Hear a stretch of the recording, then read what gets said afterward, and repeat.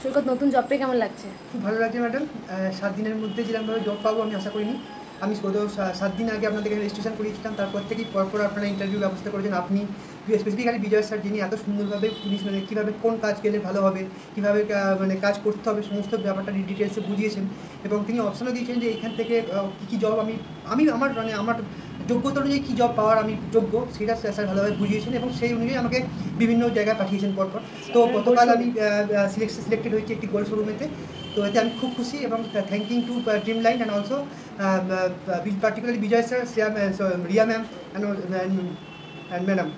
Thank you. ঠিক আছে সৈকত, new কামার যারা আছে, নতুন যারা আসতে চাইছে, তাদের উদ্দেশ্যে কি বলতে চাইছো? আমি বলবো যে এটা অন্যান্য যে সমস্ত প্লেসমেন্ট সার্ভিস যারা দেয় তাদের থেকে এটা পুরোপুরি অন্যরকম। কারণ এখানে প্রথমে যে যেটা ক্যাম্পাসিং যেটা হয়, যেটা ক্যাম্পাসিং বা একটা যেটা হয় মানে আলোচনা যেটা হয়, সেটা খুবই গুরুত্বপূর্ণ।